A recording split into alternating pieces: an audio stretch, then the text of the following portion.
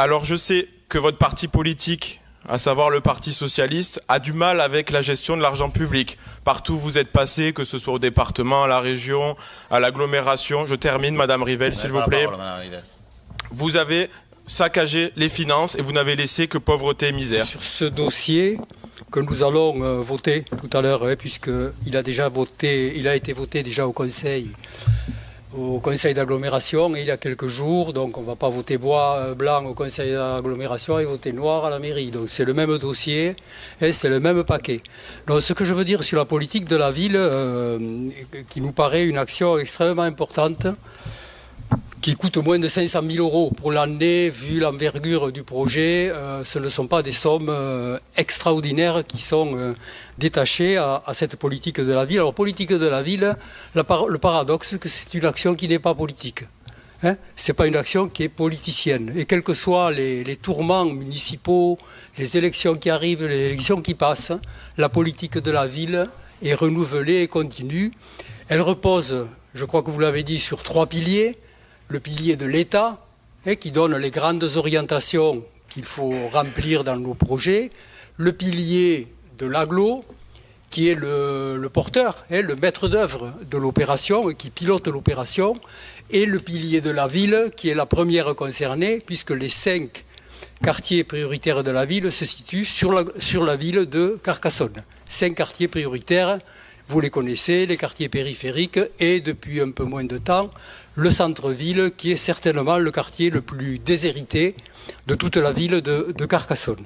Donc à partir de là, il y a un travail très partenarial qui se met en place sous la forme d'un comité de pilotage qui réunit tous les acteurs, l'État, la ville, l'agglo, les bailleurs sociaux, un certain nombre d'organismes qui sont qui sont liés à cette politique de la ville et qui, dès le mois de novembre de l'année N-1, lance ce qu'on appelle un appel à projet en tenant compte des orientations de l'État, puisque si on ne les respecte pas, le financement de l'État il risque de diminuer ou de disparaître. Et à partir de là, les porteurs de projets, et vous savez qu'il y en a cette année, je crois qu'on en a eu 104 projets qui ont été présentés, 104 projets portés par de l'associatif, par des collectivités, par des groupements HLM, etc. Tout ça, ça a contribué. Et dès le mois de février, le comité de pilotage valide, après étude dossier par dossier, valide les projets qui seront retenus, qui sont recevables. Certaines ne sont pas recevables parce que de l'année d'avant, le porteur n'a pas rendu les comptes, n'a pas rendu le compte rendu. Donc on le met de côté. Et certains projets ne rentrent pas dans les orientations et sont donc repoussés puisqu'ils ne rentrent pas dans les orientations qui sont fixées.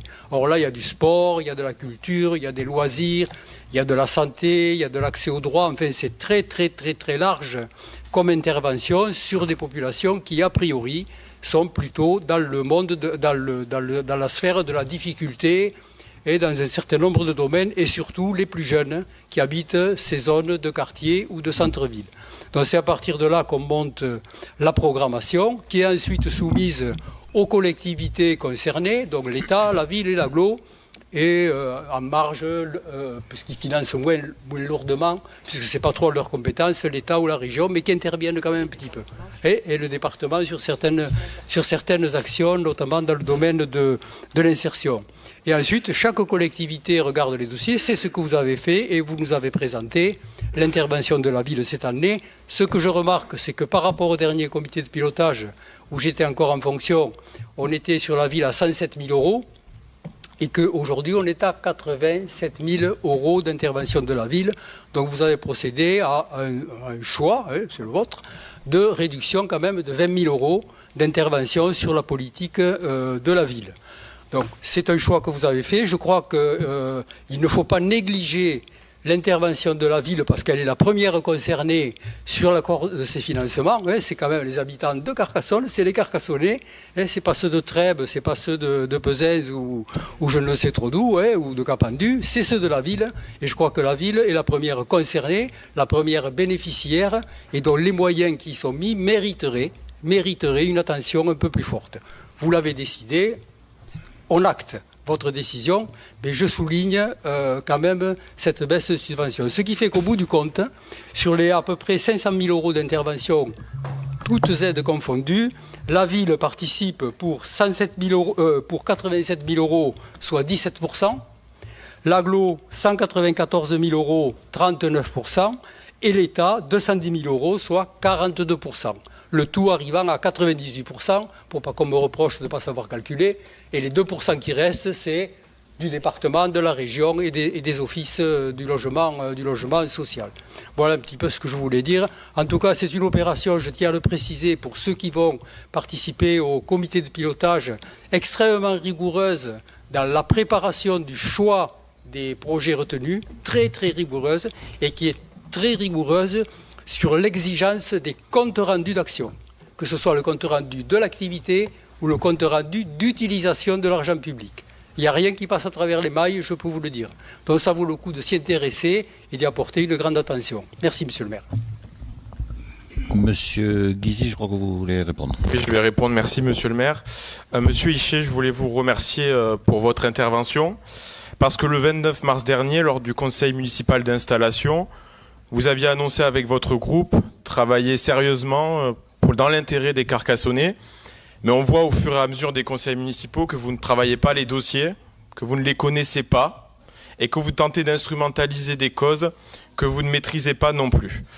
Alors je sais que votre parti politique, à savoir le Parti socialiste, a du mal avec la gestion de l'argent public. Partout où vous êtes passé, que ce soit au département, à la région, à l'agglomération. Je termine, Madame Rivel, s'il vous plaît. Vous avez saccagé les finances et vous n'avez laissé que pauvreté et misère. Nous avons fait un choix différent. Monsieur Dumont vous l'a parfaitement expliqué au dernier conseil municipal. Nous voulons gérer les finances de la ville en bon père de famille. Et ça veut dire quoi? Ça veut dire que chaque centime dépensé doit l'être au service des Carcassonnais, sans dépenser l'argent ou sans que ça ait des répercussions sur les plus démunis ou sur les ménages carcassonnais qui souffrent déjà de beaucoup de taxes et d'impôts.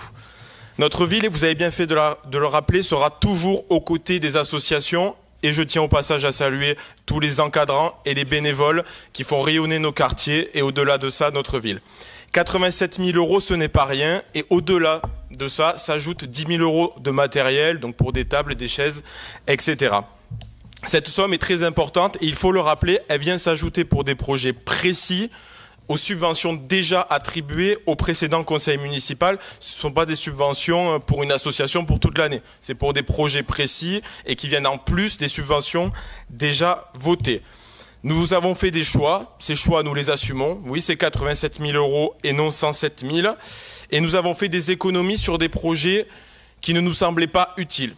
Et notamment sur 2 projets qui ont été proposés par vos amis de Carcassonne Agglomération. Et vous pourrez dire à M. Banquet que la ville de Carcassonne ne financera plus d'un seul centime des projets pour l'agglomération, du temps que vous mépriserez les Carcassonnais en n'attribuant pas de vice-présidence à la ville centre de l'agglo, mais aussi en méprisant les Carcassonnais qui sont les premiers contributeurs par les impôts au budget de l'agglomération. Donc nous ne viendrons pas financer ces projets qui ne nous semblent pas justes pour notre ville. Alors Monsieur Hichet, pour conclure, je tenais à vous dire que vous n'avez pas le monopole de la défense du monde associatif. C'est ça. Partout dans les quartiers, vous avez considéré les habitants comme de la chair à voter, en faisant des promesses depuis tant d'années et en les oubliant et en les laissant de côté. Mais ce temps est terminé. Les résultats des élections municipales l'ont démontré. Les habitants des quartiers populaires ne vous font plus confiance. Alors arrêtez de les instrumentaliser en permanence. Et enfin, faites comme nous faisons avec Monsieur le maire et avec l'ensemble de la majorité municipale. Travaillez pour une fois dans l'intérêt général. Je vous remercie.